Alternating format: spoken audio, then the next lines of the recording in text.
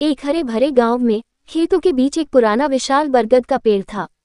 गांव के लोग उसे कल्पतरु कहते थे, एक ऐसा पेड़ जो मानो इच्छाएं पूरी करता हो। उस पेड़ के नीचे रोज एक नन्ही लड़की बैठी रहती, राधा। उसकी उम्र लगभग 6 साल थी। बहुत शांत, पर आंखों में एक अजीब सी गहराई थी। उसके पिता एक मामूली किसान थे और माँ अक्सर बीमार रहती। राधा के पास खेलने के लिए कोई दोस्त नहीं था सिवाय उस पेड़ के। वह पेड़ को गले लगाकर कहती, कल्पतरु बाबा, आप मेरे सबसे अच्छे दोस्त हो ना। पत्तियां झूमती जैसे पेड़ ने हाँ कहा हो।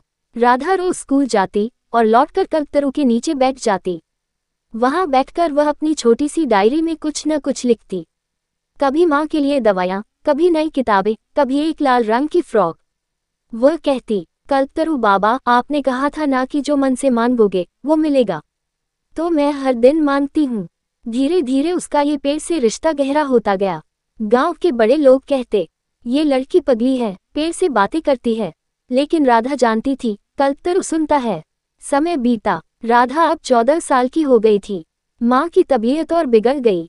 एक रात माँ ने उसे अपने पास बुलाकर कहा, बिटिया, तू बहुत हिम्मती है। इस दुनिया में अगर कुछ चाहिए तो पढ़ाई से पा लेना। और माँ चली गई। उस रात राधा कल्पतरु के नीचे बैठी बहुत रोई। बाबा, आपने मेरी सबसे बड़ी इच्छा पूरी क्यों नहीं की? माँ को क्यों ले गए? पेड़ की शाखाएं हिली जैसे पेड़ भी रो रहा हो। उस रात गांव में तेज आंधी आई, पत्ते उड़ गए, शाखाएं टूट गईं, लेकिन कल्पतरु अडिग खड़ा रहा। राधा ने अपनी माँ की बात गांठ बांध ली, पढ़ाई ही उसकी पूजा बन गई। उसने हर परीक्षा में टॉप किया। किताबों के लिए उसने खेतों में मजदूरी की, बच्चों को ट्यूशन पढ़ाया। जब वह 17 साल की हुई, उसने कल्पतरु के नीचे बैठकर कहा, बाबा, मैं अब डॉक्टर बनना चाहती हूँ। गांव की लड़कियों का इलाज करना चाहती हूँ। कल्पतरु चुप था, पर उसकी शाखाओं पर एक नया पत्ता उगाया, मानो उसने आशा का संकेत दिया हो। राधा को मेडिकल कॉलेज में दाखिला मिला। उसने गांव छोड़ा, लेकिन कल्पतरु को नहीं। वह हर रविवार को कल्पतरु को एक पत्र लिखती, बाबा, आज मैंने पहला शरीर चीरकर देखा। मैं डर गई थी, लेकिन फिर आपकी मजबूत शाखाओं को याद किया। 4 साल तक कल्पतरु के नीचे कोई नहीं बैठा, लेकिन उसकी जड़ें उसी इंतजार में थीं। MBBS पूरी होते ही राधा ने गांव लौटने का फैसला किया। लोग हैरान थे, इतनी पढ़ी लिखी डॉक्टर शहर छोड़कर वापस गांव। पर राधा को मालूम था, उसका जीवन वही है जहां कल्पतरु है। उसने गांव में एक छोटी सी क्लिनिक खोली।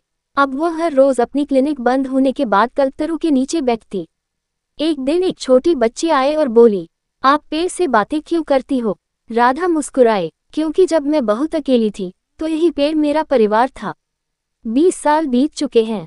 अब राधा डॉक्टर नहीं, गांव की दीदी बन चुकी है। गांव में अब 3 स्कूल हैं, 2 हॉस्पिटल हैं और हर घर में एक पेड़ लगाया जाता है और सबको सिखाया जाता है कि प्रकृति सिर्फ जरूरत नहीं, परिवार है। कल्पतरु अब बूढ़ा हो गया है, शाखाएं झुकी हैं, लेकिन जड़ें मजबूत हैं। राधा रोज उसके नीचे बैठती है और बच्चों को कहानियां सुनाती है। एक लड़की थी जिसकी सबसे पहला दोस्त एक पेड़ था, और उस दोस्त ने उसकी पूरी दुनिया बदल दी। पेड़ सिर्फ छाया नहीं देते, कभी कभी वो हमें ताकत, हौसला और जीवन की दिशा भी देते हैं। और जब कोई रिश्ता दिल से होता है तो वो समय से परे अमर हो जाता है।